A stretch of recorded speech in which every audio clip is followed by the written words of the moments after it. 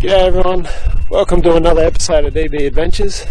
It's a beautiful Tuesday morning here in southeast Queensland, so today I'm getting the big boat out.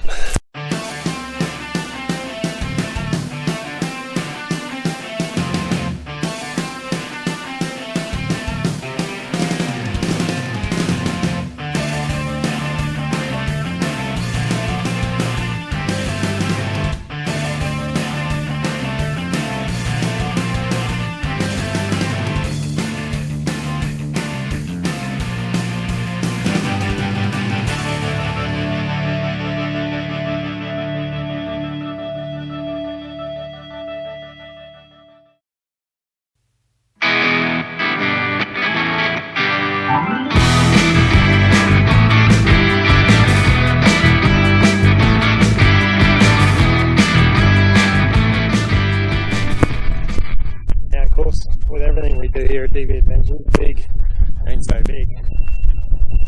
This one here is 4 foot bigger than the mini tinny, so it makes it my big boat. It's a 12 foot or 3.6 metre bluefin drifter. You guys haven't seen this one yet, but it goes out quite often. So I'm going to put it in the creek now. As some of you may be aware, of the floods that we've had in Brisbane, all around southeast Queensland, northern New South Wales. So today sort of marks a day where it's about 3 weeks since that happened. These creeks all flooded, so there's a lot of fresh water pushed down. So I have no idea what I'm going to be going into today. Could be way too much fresh and not enough fish. Generally, fresh water will push crabs and fish and everything back down as they follow the salt, but we had so much fresh run down in through these creeks that, yeah, you just don't know what you're going to come into. But I'm going to give it a go, and as I normally do, I'll usually jump up on a bank somewhere, see if I can find a crab, have a bit of explore, see what wild food I can find, all that sort of stuff. So we'll get into it and see what we come across.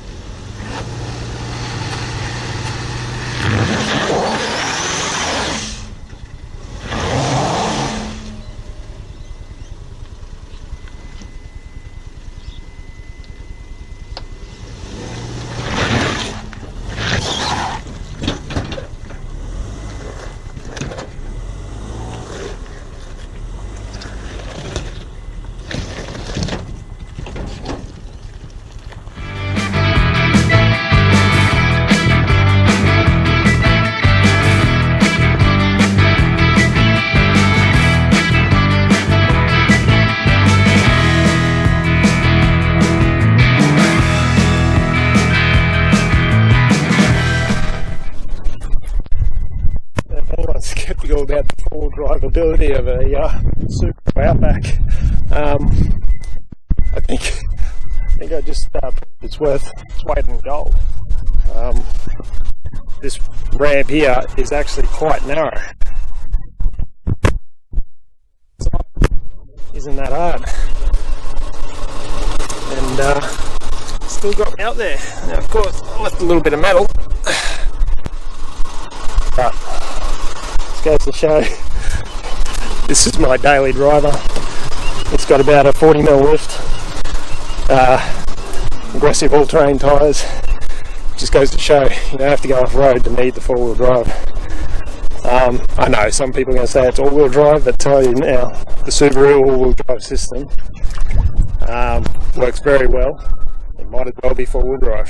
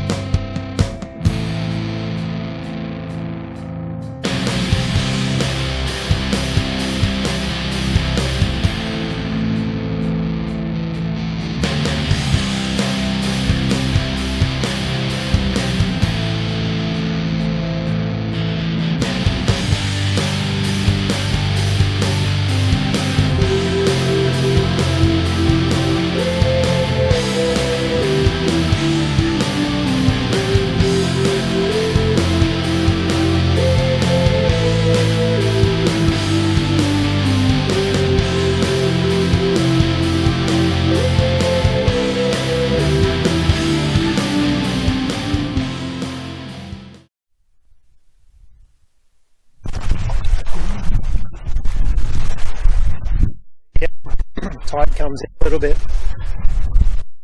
Have a bit of a look up this I suppose, while it's still low tide, and see what I can find, see if I can't find some mud crab or something. You know, you're lucky. Pop it up and see where it goes.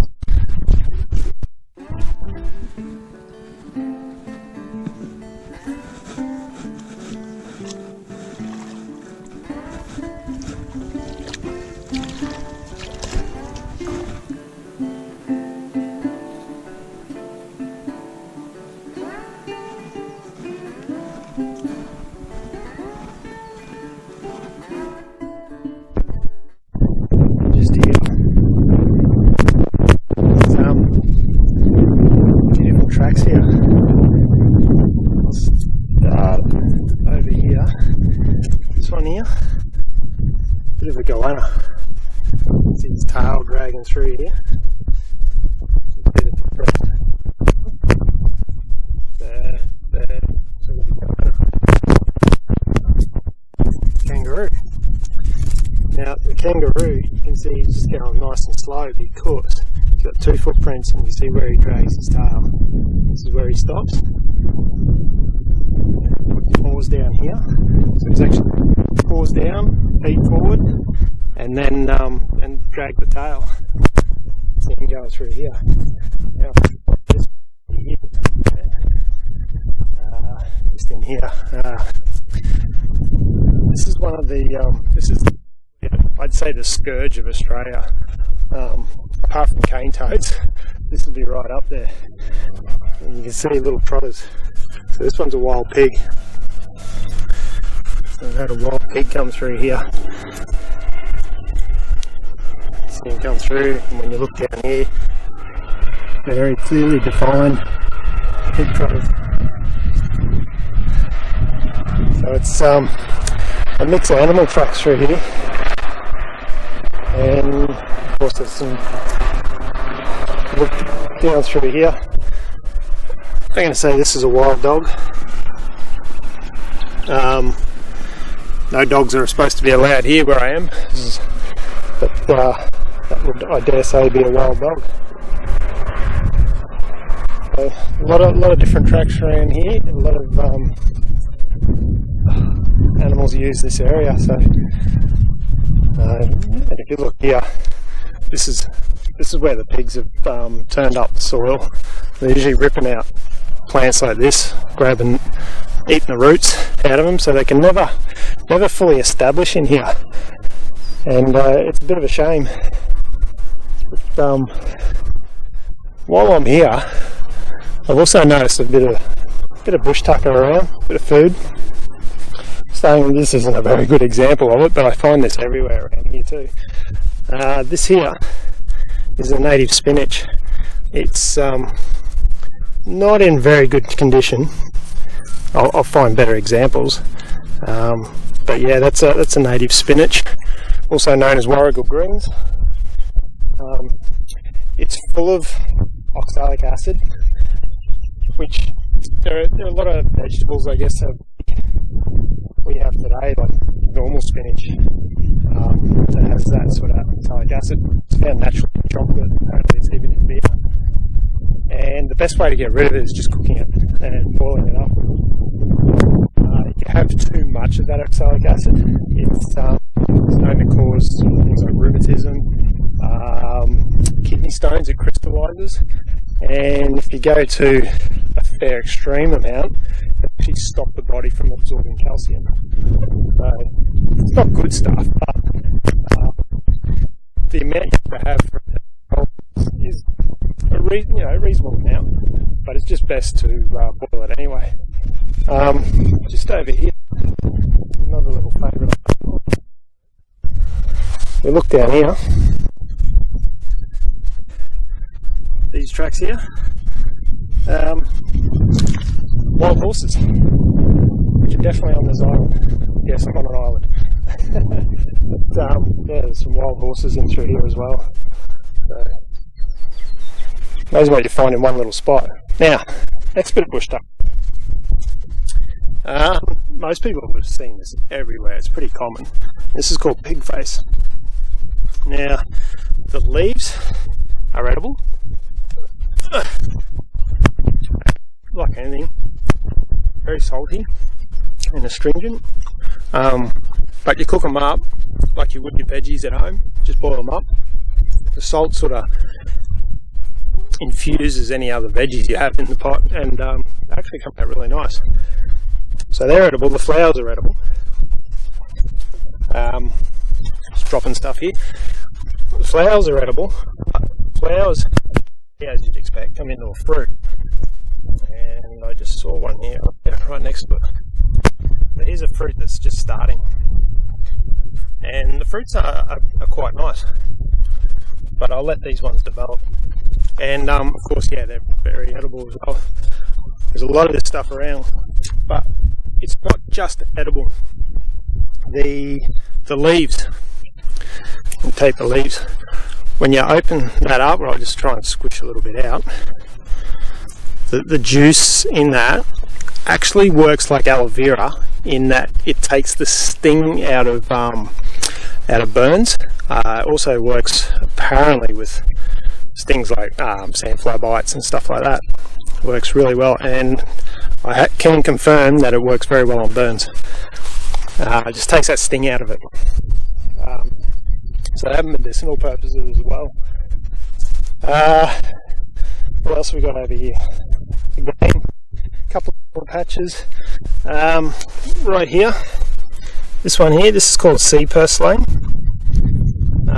Again, like most things, very salty around here, but quite edible.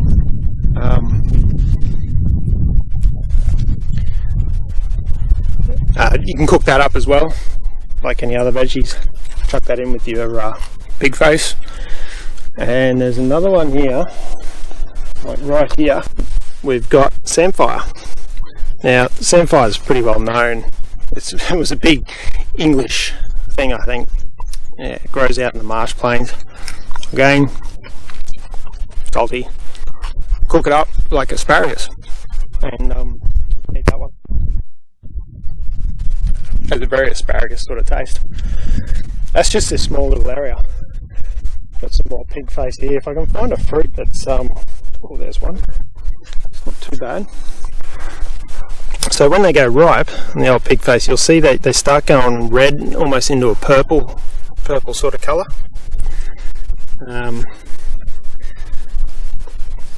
That one's starting to get there. If I get, ooh, there's one right there. Let's get that one. It's only a little one. These are tiny little babies. But that one's ready. I like to just get the top bits out of it and sort of squeeze the fruit out from the outer skin. Some places you can't tell whether someone's, peed on it. And they're not salty. The fruits themselves remarkably aren't salty. They're actually quite nice. And one I don't mind. So this one over here. Now, I don't know if there's any fruit on it. Let's see. No fruit on it. Now this one's got me a little bit baffled. It comes out with a red fruit. It looks a lot like a ruby saltbush and similar sort of fruit, but the fruit on it is oh, there we go, some fruit. Fruit doesn't resemble, there we go, there, a saltbush, whereas the plant looks like a really healthy version of a saltbush. So I'm yet to find out what this one is. So I'm not going to try it. And a bit of a word of warning, some plants have toxic lookalikes, and it's not hard to mistake some things. The ones I've shown you now, they're actually there's none that I know of. They're really easy to identify. Just know how to prepare it if it needs to be prepared, like the native spinach, but some stuff has a toxic lookalike, so it's always pays to be careful and be absolutely certain you know what it is you're sticking in your gob, because you don't want to go home spewing your guts up, or even worse, not getting home at all.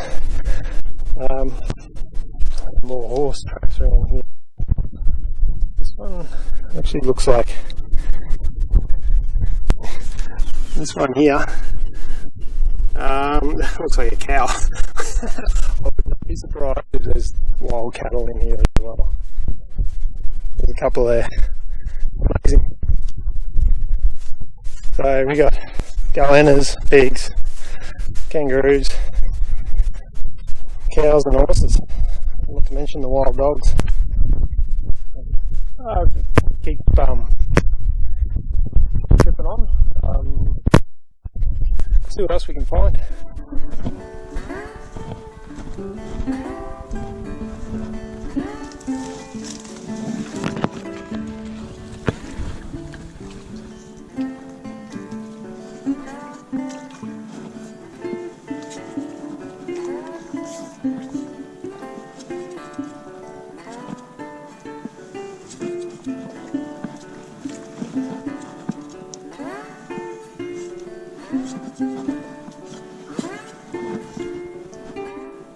Now, in case you're wondering what it is I'm carrying, it's not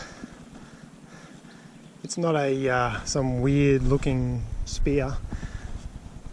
It's just something I came up with for catching crabs. The tines down here are actually exactly 155 millimeters wide from inside to inside. The legal size for a mud crab here in Queensland is 150 mil across the carapace. I made it 155 because I always like to give myself just a little bit of leeway. Generally a crab at 150, you know, I think it's a little bit small. I tend to sort of chuck them back a little bit anyway. Just depends on how hungry I am. So I just go that little bit extra just to make sure. So the reason I've got it like this in this shape, essentially when I do come across a crab, I can just pin him down onto the sand so he can't grab me, and I can grab him from behind under the shell and grab him safely. So it's not any sort of spear, there's no tips on it or anything like that. The other thing I use it for, you may have just seen me walk through that swamp over there. When I push through the soft mud, you can feel whether it's got a hard bottom and how far away that hard bottom is before I step into it, so I don't end up up to my knees and stuck. And the other good thing it is to actually see if I can find some crabs. Now I've just come across this hole here, and from the top certainly looks like a normal sort of hole, but when I throw this down in here, see where my hand is, how far it actually falls down the hole. That's right down in there. That's a long way in. So that's you're looking at about a metre and a bit, not quite a metre and a half, but that's as far as my tines will let it because of the width. And I can't feel any crabs in there, and it feels like the hole goes further down. There's nothing in there. So here at low tide, crabs need to find somewhere to hide, keep nice and cool out of the sun so they don't bake.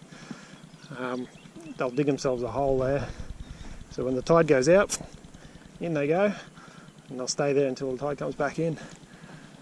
And generally I'd love to try and catch one, but to be that deep, even if there was one down in there, I'd have to dig for ages. It's just not worth my effort. I'm not a big fan of digging massive big holes to find crabs anyway, so sometimes you'll find them just sitting on the top in a little bit of shallow water. You just see the shell, which is what I'm hoping for. But we'll see how we go, see if I can find some more.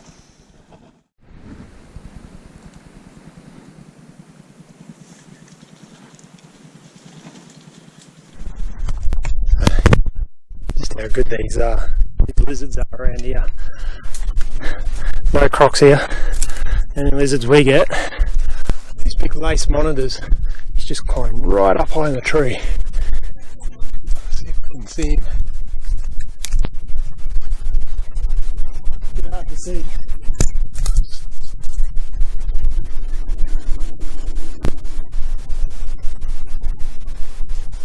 Having a bit of a growl at me. Just climbing right up that tree. I'll let him go. Just trying to dodge me. So, the only one out here humming for food. But they're pretty common occurrence around here as well. I never seem to get sick and tired of seeing them. Of course, once they're raiding your campsite, they're stealing your eggs. Anyway, that's half the fun of camping.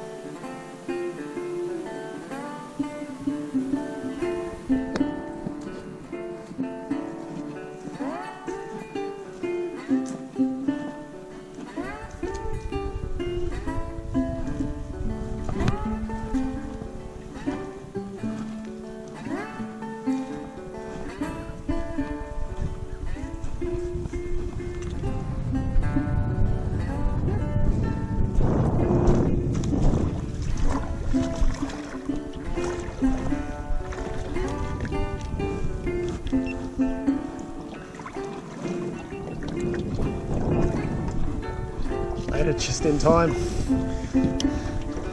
Water's starting to get a little bit deep.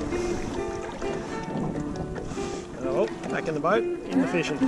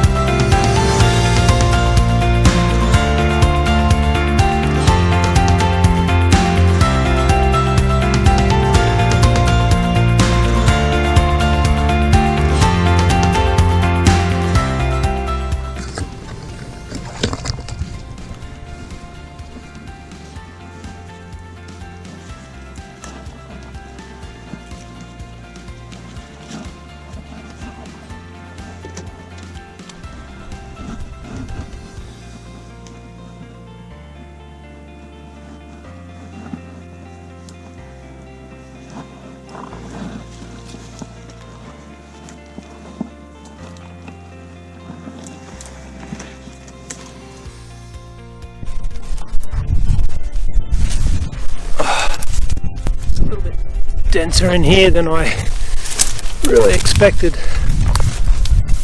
So I might abort this mission, but what I will do is over on the other side of this little cove here, there's a little access area to get onto the mudflats. So I might go have a wander around over there. The main reason I'm doing this, whenever the fishing gets a little bit slack, like I said, the water's pretty fresh here with all the rain that we've had recently over the last few weeks. The fishing's pretty slow to the point where it's non-existent. So I'll head over here, have a wander around the mud flats and see what else we can't find.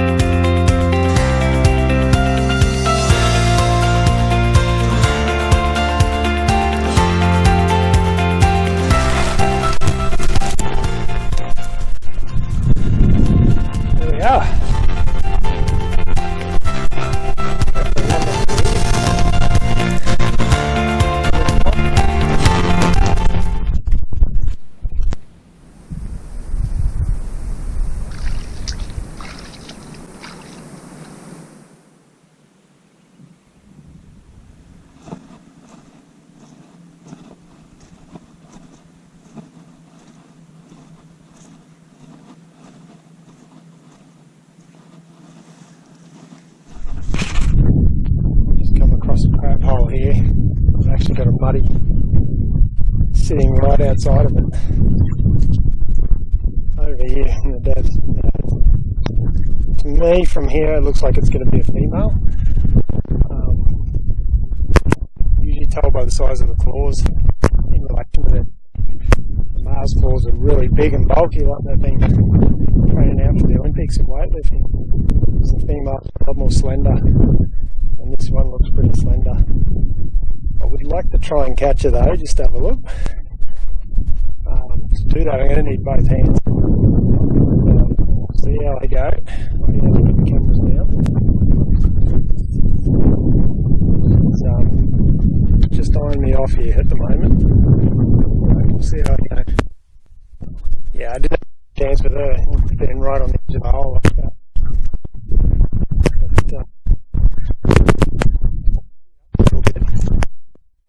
This is the big hole here. There's some mud where they dig out and push out. Unfortunately I missed that one. That deep hole. So I'll keep wandering around and see if I can find another one. Hanging around, maybe even a little bit further away from the hole. Might be able to grab.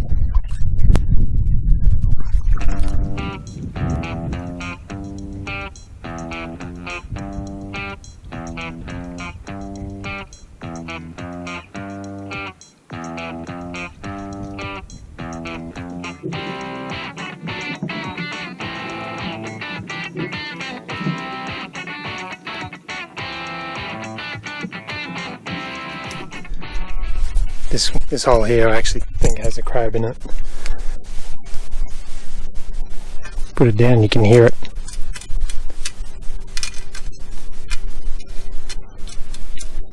Sort of feel the size of it. It feels like I'm just on top of the shell. Be nice if they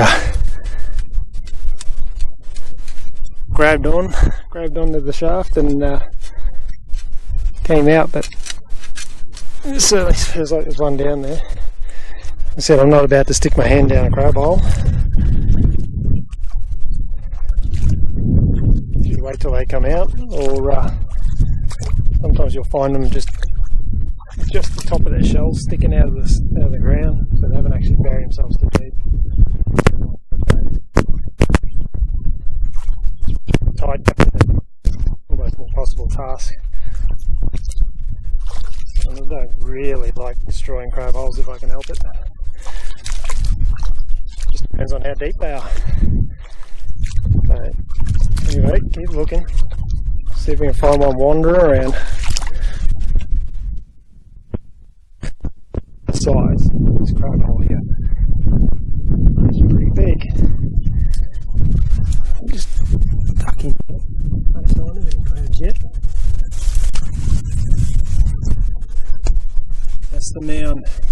just there, sticking out of the water. There's a hole down in there. Yeah, this is one of the favourite spots of crabs, is right underneath mangrove trees. A lot shadier, cooler.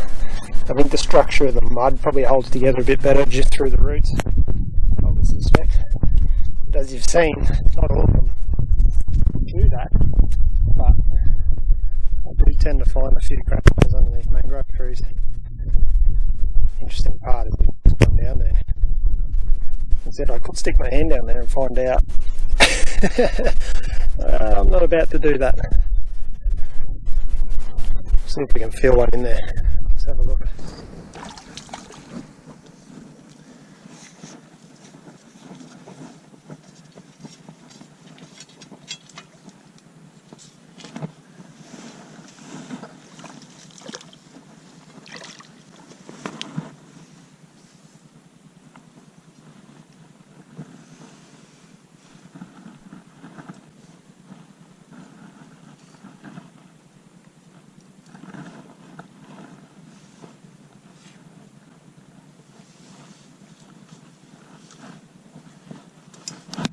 Oh yeah.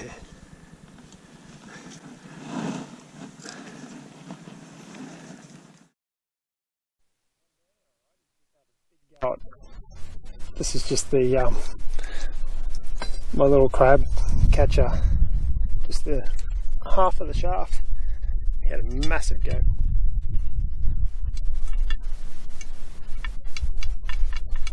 See that? That's him.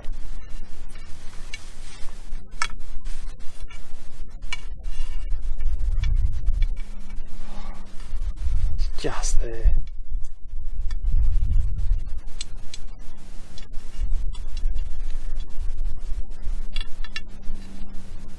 Yep, he's just grabbed hold of my shaft. He's pulling it in. Let's see if we can get him out. Oh, he's strong.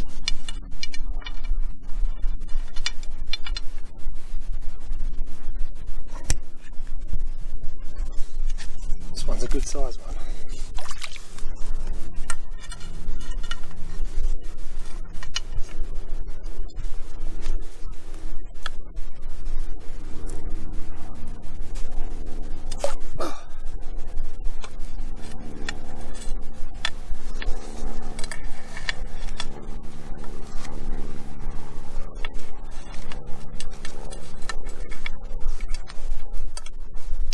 This one's going to be a buck. I don't know how to get him out at this stage. Let's see.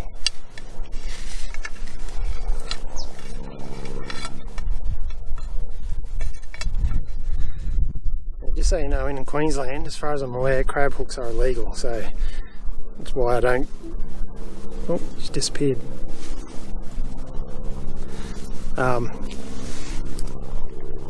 That's why I don't have a hook, and I'm not about to try it. Again, don't really believe in it. Just have a look at this. End of that shaft there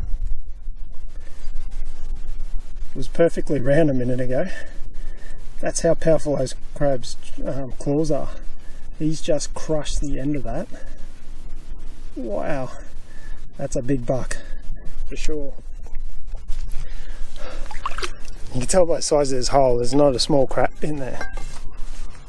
Now, like I said, I'm not about to try and hook a crab out because I'm guessing at this stage he's a buck, but you pull them out, you pull their claws off them. That's their defense mechanism.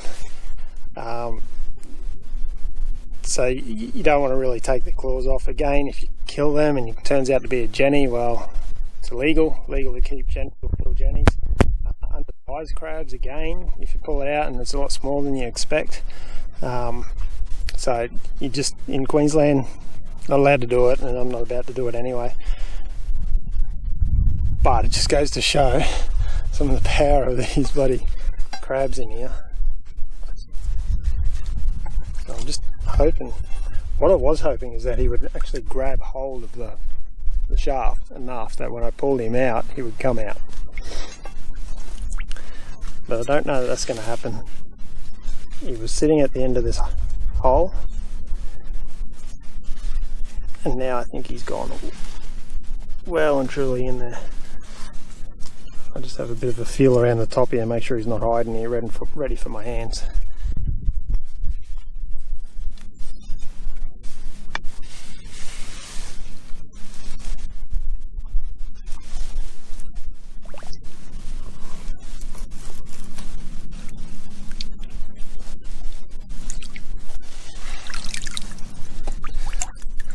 Unfortunately, I think he's gone. I can tell you now that was a big crab. Unfortunately, I just can't prove it. Oh well. See if we can find another hole.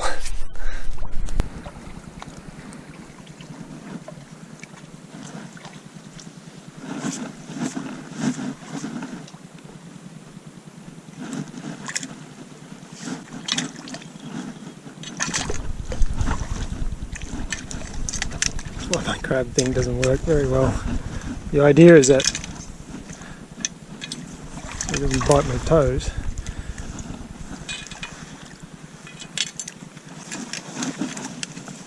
Just to pin them to the ground. Yeah, unfortunately I'm running out of hands.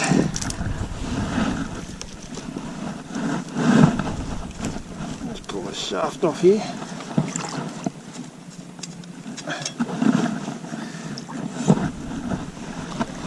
Getting without. There we go, little male.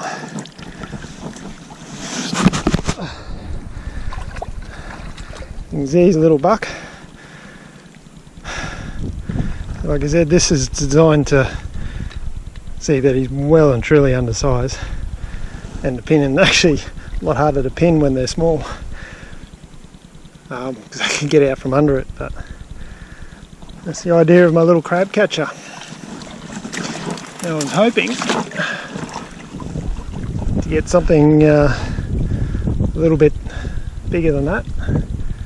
They'll all be coming out now, starting to get later in the afternoon. I'll eventually wander past that big hole that I found just before. Hopefully he's come out and I can catch him the same way. But for now, put him in and let him be on his way. Grow up big and strong, fella. Just thinking that crab that I saw just through there, it came out of this hole just here. I just happened to notice through here. Decent sized crab.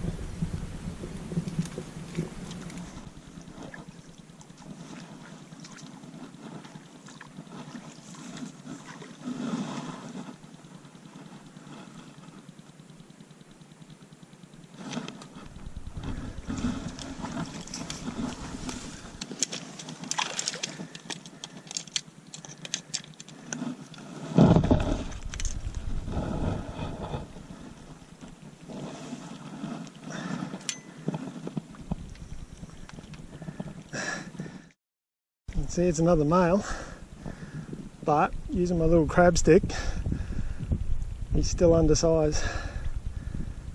He's had a few fights. He's lost a bit of a claw. He's lost a nipper or a little flipper. And I think I caught him napping because he just did not see me coming.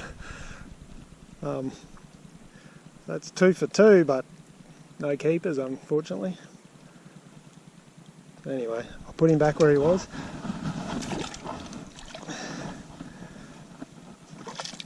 He too can live for a fight another day.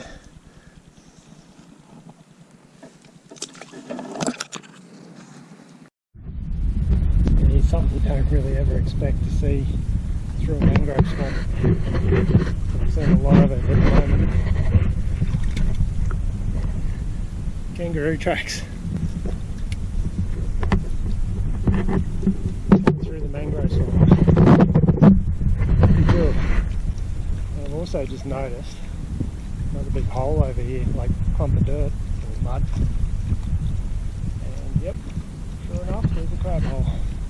Couldn't see much in that crab hole, can't feel much, but down here, telltale sign of crabs having fights.